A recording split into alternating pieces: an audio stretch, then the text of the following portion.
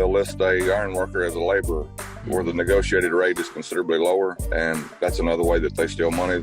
And that's something else that we do is we go after that and we prove where they're being misclassified. Which side are you on? Which side are you on?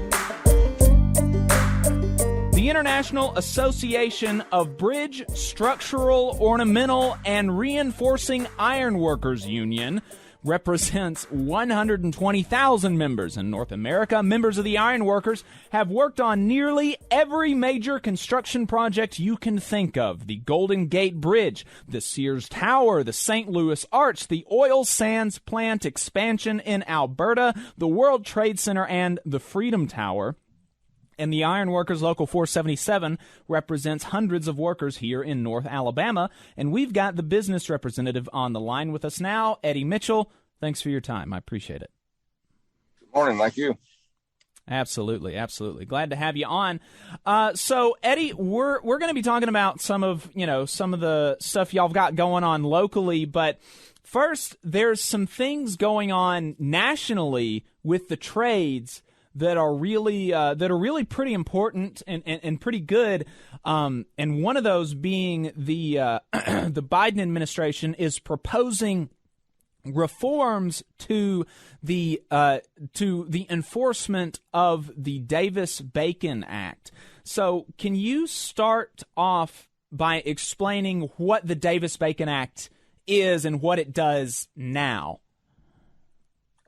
The Davis-Bacon Act was created by two lawyers, or they were either lawyers or representatives, Davis and Bacon, and it sets a prevailing wage, or it's anything with federal funding. I think it's over $2,000 is what it throws into being a Davis-Bacon wage job, and then the Davis-Bacon wage will be based off whoever prevails in that area. Gotcha. And so what does that mean? Who prevails in the area? It's not always the union. Most of the time it's the union wage, and but it's not always. We talked the other day. That's one reason that we need a survey done in the Huntsville area, because we've had so much work in the past several years that I feel like we'll probably prevail there at this point. And something to note is if it's a non-union iron worker or pipe fitter or whatever, if they're working on a Davis-Bacon job, then they have to put all the money on their check or benefits included unless they have a defined benefits contribution plan. And that's not payroll deductible. Right, and so the Davis-Bacon sets a prevailing wage on Davis-Bacon jobs, and the wage it incorporates. You've got there's a spreadsheet. You can go and look at Davis-Bacon wages in different areas, and you've got this one column that has the wages, and maybe that's $20 an hour, and then you've got another that has your benefits, and maybe that's another $20 an hour, and that would be things like paid leave or defined pensions and health care and things like this. And so you're saying that if a worker is working for a contractor that does not offer a pension and health care and things like this, they have to lump everything into the wage, right? So if you're combined, if you've got a Davis-Bacon wage sets $20 an hour plus another $20 an hour in benefits.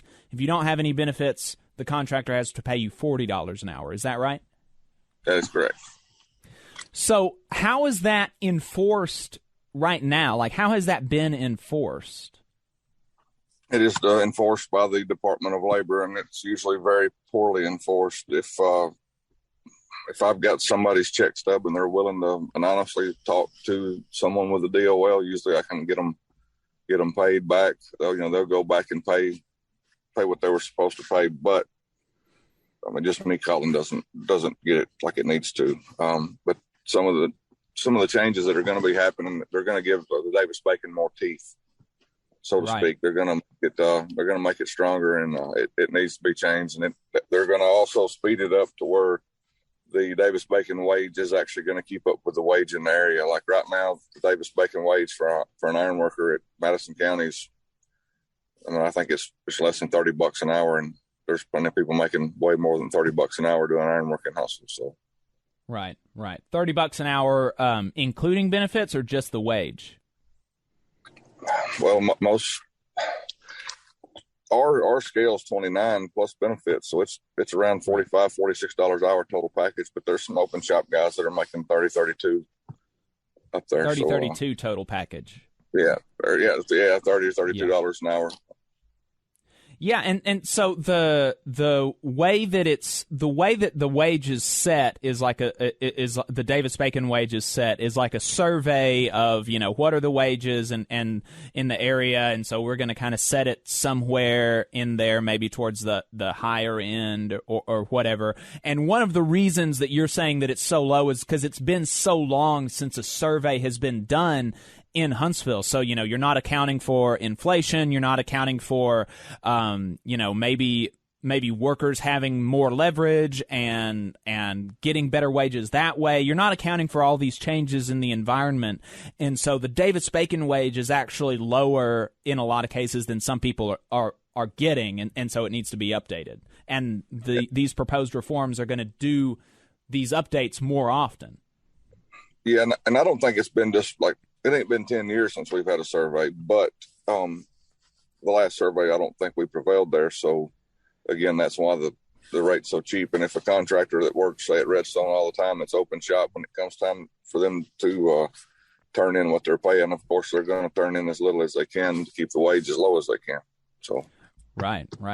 And you, you know, you were talking yesterday about when we spoke on the phone about the enforcement and how difficult it is to actually get it enforced. And you know, you would say things about how, you know, you can't actually get people back wages unless they're willing to work with you, right? Like if you go onto a work site and, you know, you're talking to somebody and you're able to figure out like, oh, this guy is being underpaid, like he's being illegally underpaid, and we can get him back wages, we can get her back wages. You can't actually do that if they're not willing to work with you, if they're not willing to help get you the evidence, and they might not be willing to do that because they fear rightly that their boss might retaliate against them, right? 100%. That's correct. And when you say work with us, they don't have to join the union for me to help them. There's plenty of guys that I know and still talk to that are open shop, and they, for whatever reason, they stay where they're at. But if they get on a Davis-Bacon job, they always call me and say, "Hey, what am I supposed to be making on my check here?" And I'll pull it up and send it to them. And I've got some of those guys back paid on a job in Hillsboro. They did a water treatment plant, and the local contractor here hung the building, and they paid them guys way under Davis-Bacon rate. So I help them get back paid. We've got a guy with our international department, Christopher Berger, that's all he deals with is Davis-Bacon stuff, and he's pretty good. Usually if we can get him on the phone, he'll run it from the top down instead of me running it from Alabama. He'll go through DC and push it all the way down, and it gets better results. And and y'all do that because, you know, as union folks, as working folks, right? You want to, you know, the part of the labor movement, part of the driving force there is to increase the material conditions, to make better the material conditions of like all working people, but also because there's, you know, if you've got a contractor that's routinely undercutting the Davis-Bacon wages, then they can bid lower, and they can take projects, you know, they can take projects away from y'all's contractors, away from the union contractors, because they're illegally underpaying their workers, right? Yeah, 100%. And if, you know, I feel like if we're not doing something like that to help run it down, then we're not helping our contractors, and they're the lifeblood of our union, just as are our members. But without contractors, we don't have a payroll coming in. So. Right. And one of the things that contractors will do, that the non-union contractors will do to make it difficult for the workers and for their allies, like in unions that maybe they're not even a part of, to enforce Davis-Bacon wages, the Davis-Bacon wages and protections and things like that, is that they'll hire undocumented immigrants. And the undocumented immigrants, of course, you know, they've got there's like a compounding element of fear for them in fighting against their boss, because you've got the normal fear that anybody's going to have, like, oh, if I retaliate or if I fight against the boss for their mistreatment of me, maybe I get fired. If you're an undocumented immigrant, you're not only going to get fired, you could be deported, right? I mean, that's something that that you've had to deal with on multiple occasions, where contractors are abusing these folks, and then by proxy abusing the U.S. workers, right?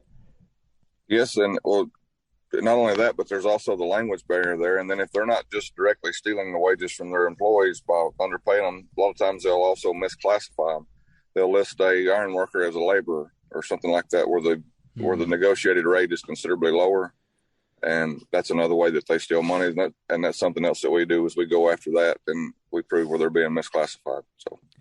And so how are the proposed reforms to the Davis-Bacon wages, how is that going to help workers feel safer in reporting employer misconduct? Is there anything specifically addressing those concerns in these proposed reforms? Yeah, they were going to strengthen to where there would be less retaliation, or go after those contractors that retaliate. And like I said earlier, they're going to also speed up what they're doing so that the rate is more current, instead of the rate now is what was paying 5 or 10 years ago. That's with inflation, like you said, it's not even keeping up with the times. Right. Those both seem common sense, but very, very necessary. Mm-hmm.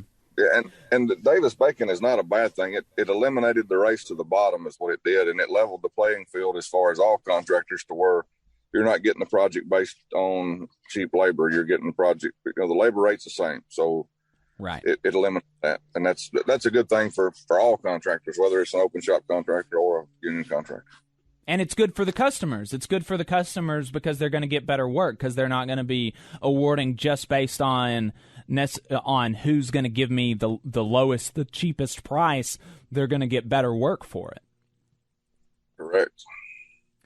So the next the other thing that the Biden administration has done that's going to be affecting trade workers is the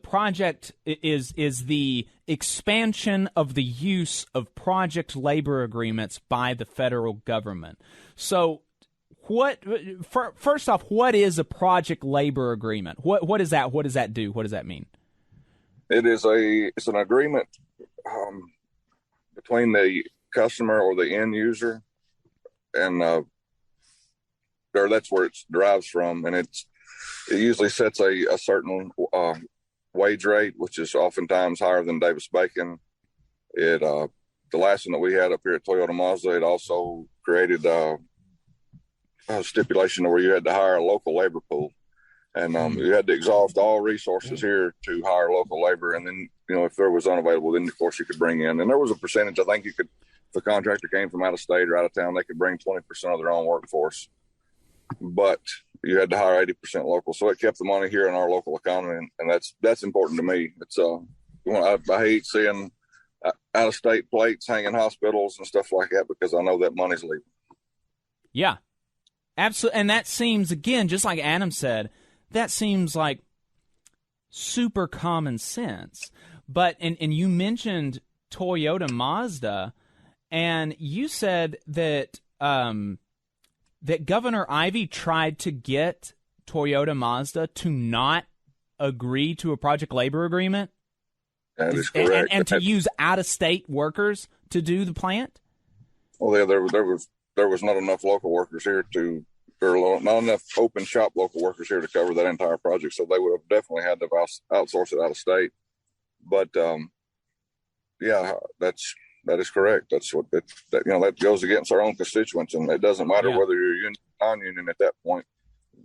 If it would not have been a PLA, there were non-union contractors there, but they had to pay the negotiated rate. At least they could pay more, but they had to pay at least that negotiated rate. So it benefits everybody, open shop or union workers. Right. And that's just amazing to me that she was pushing Toyota Mazda to try to make sure that they only use non-union labor, to the point of being willing to import out-of-state workers to instead of using Alabama union members.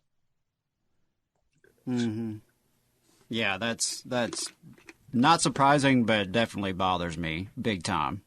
Why wouldn't you want the money to stay right here in your own community? With workers who are living here, paying taxes here, it just, I guess it makes too much sense. Yeah. To me, there's a big difference. A lot of your politicians are pro-union. A lot of them are non-union, and a lot of them are anti-union. I have a problem with the anti-union ones, but I don't not necessarily have a problem with the non-union, or the people that aren't beating their chest and screaming union, Right. because they have to support all constituents. But we're here to help everybody, and that's the message that's got to get out there. We're not here to hurt a contractor. I mean, there's open shop contractors in Hustle that right now we're helping supplement their labor force, and we've got a great relationship with those people. It just took about 3 years for them to realize that we're not the bad guys. If we can help you, we will. If we can't, we won't hurt you.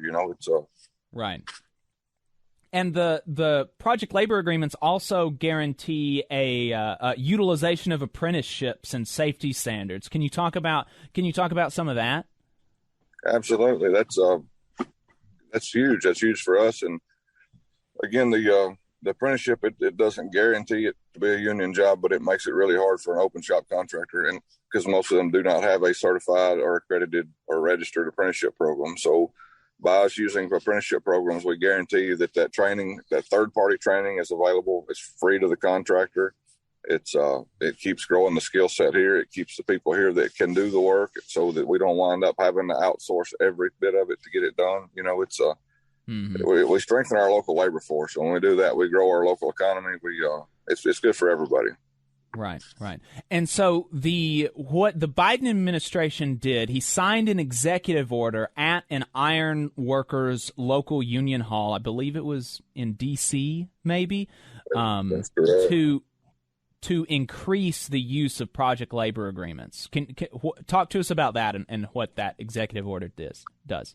The executive order was anything with $35 million of federal funding would be a project labor agreement.